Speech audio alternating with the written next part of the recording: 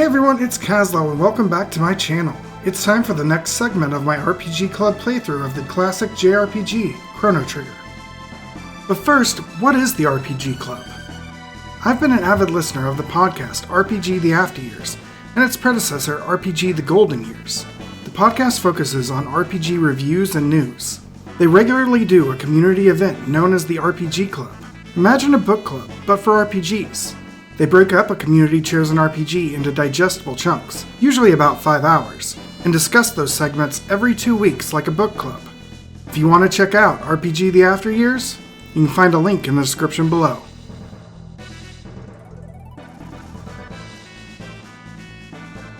At the end of the last section, the team arrived at the end of time.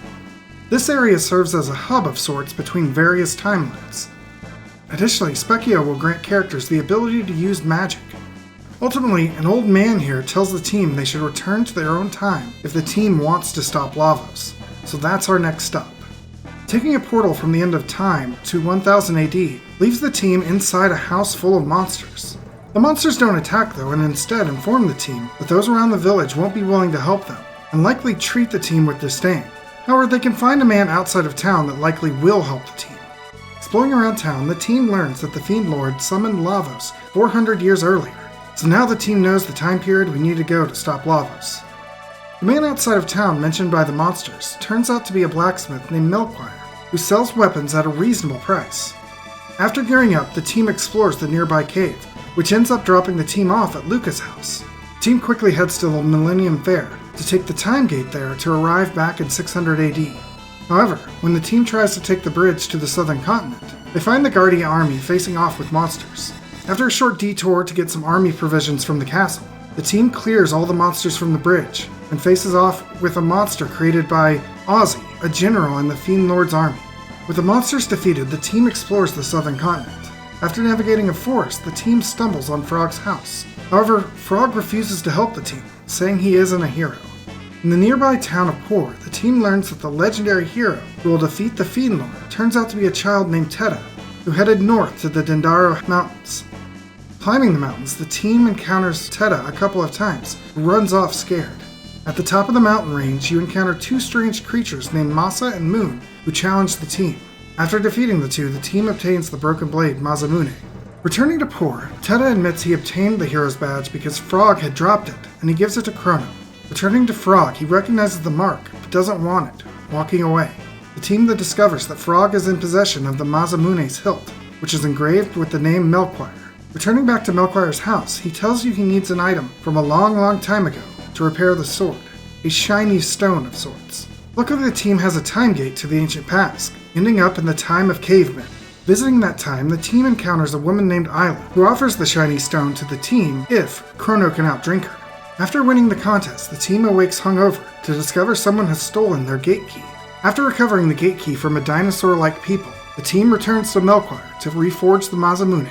With the blade reforged, the team now can return to Frog, who tells them of his past. He was once a man named Glenn, who was partnered to a guardian knight named Cyrus. When Cyrus was defeated by the Fiend Lord and Ozzy, they turned Glenn into a frog. Frog and the team head off to a mountain range on the eastern end of the continent, where Frog uses the Masamune to cut a hole into the mountain and opening a path to the Fiend Lord's castle. Inside the castle, the team has to take down two of the Fiend Lord's generals, Slash and Flea. With their defeat, the team has to chase down Ozzy, who is constantly putting traps in front of them. Once confronted, Ozzy practically defeats himself, opening up a path to the Fiend Lord, Magus. The team confronts Magus as he's in the process of summoning Lavos.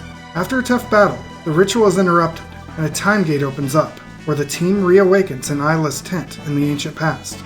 And that's where we leave off for this section of Chrono Trigger.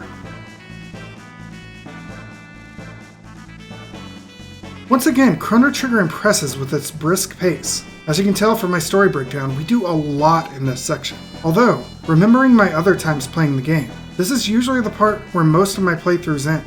Ultimately, I remember this being because I forget what I'm supposed to do and can't trigger the next part of the story. This time, however, I noticed how the game almost holds your hand on where to go. The old man at the end of time clearly tells you to go to 1000 AD, which puts you in a town where everyone is talking about Magus summoning Lavos in 600 AD, another pointer on where to go. Then, when you return to Frog with the broken Masamune, The characters point you to Melchior being on the hilt, and that he was back in 1000 AD. Visiting Melchior then points you to the ancient past, where there's only one time gate that fits that description. Overall though, I enjoyed this section a lot, even if I can feel the difficulty creep coming.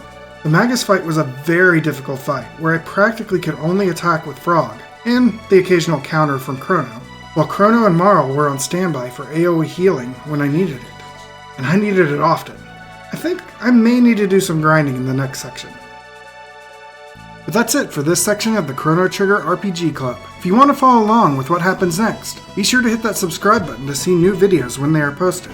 Additionally, if you want to check me out elsewhere, I have links to my Twitch, Twitter, and Discord in the description below. See you all next time.